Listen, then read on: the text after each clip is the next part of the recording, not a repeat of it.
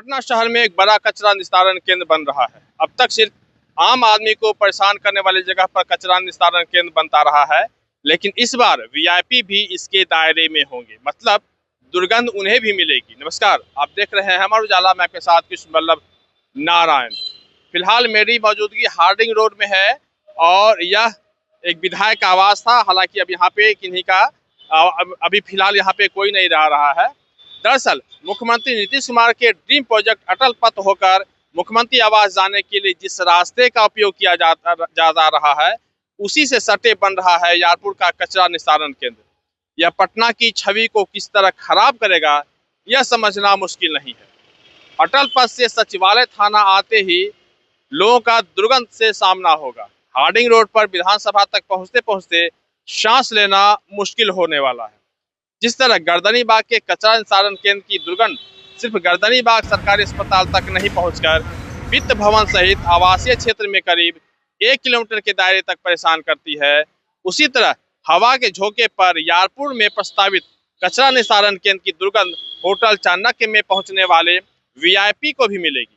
और इतना ही नहीं, वहां टेलीफोन भवन और सोन भवन में काम करने वाले हजारों कर्मियों और सैकड़ों अधिकारियों को भी इससे रूबरू होना पड़ेगा, उसका दुर्गंध से सामना करना होगा।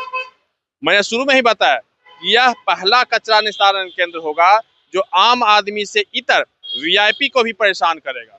वीआईपी को इसलिए क्योंकि इसकी दीवार से सटे बिहार पुलिस भवन निर्माण और केंद्रीय चयन पर्षद का दफ्तर भी है। कई विधायकों का आवास भी रहा है। हालांकि नए विधायक आवास बनने के बाद अब उन्हें कुछ दूर अटल पथ के किनारे भेज दिया गया है। फिलहाल मेरी जो मौजूदगी है, यह भी पहले विधायक का आवास हुआ करता था, जो कि अभी खाली हो चुका है। अब यहाँ पे निर्माण कार्य शुरू हो चुका है, जिसे 15 फरवरी तक काम को खत्म कर देना है। जो जानकारी जो मिल रही है उसके हिसाब से संभवतः 24 फरवरी को उप मुख्यमंत्री सम्राट चौधरी इसका उद्घाटन करेंगे। इसके बाद इस क्षेत्र के लोगों का जीना मुहाल हो जाएगा। देखिए, जब से यह निर्माण कार्य शुरू हुआ है, लोग अब धीरे धीरे इसका विरोध करने लगे हैं, क्योंकि वह पहले से ही इस दुर्गंध से परेशान है। क्योंकि गर्दनीबाग सदर अस्पताल के पास जो डैम्प एरिया है, कचरा जो जहाँ पे डंप किया जाता है, वहाँ से लोग परेशान है। इस वजह से क्योंकि जब देर रात जब होती है, रात 9-10 बजे बजता है और जब हवाएं जब तेज चलती हैं, तो उस जो दुर्गंध है वह लोग को वह परेशान करता है और लोग इससे पहले से परेशान है।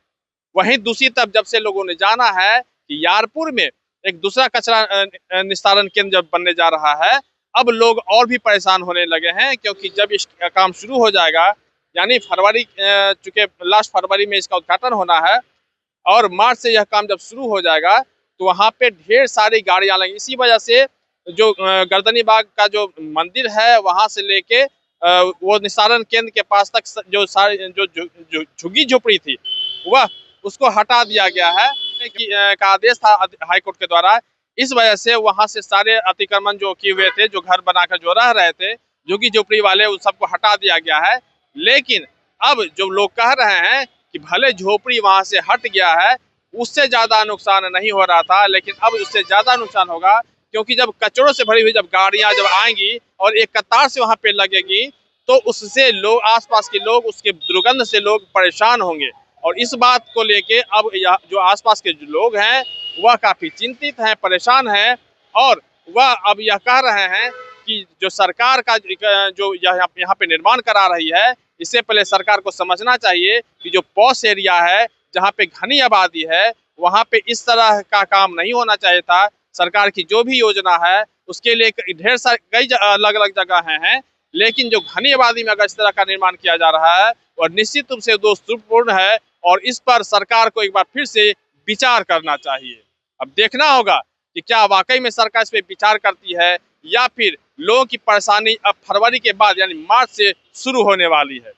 पटना से अमर उजाला के लिए कृष्ण बल्लभ नारायण। आपके राज्य की खबरें, आपके शहर की खबरें सबसे पहले जानने के लिए देखते रहें अमर उजाला। चैनल को सब्सक्राइब जरूर कर लें और पाएं हर अपडेट।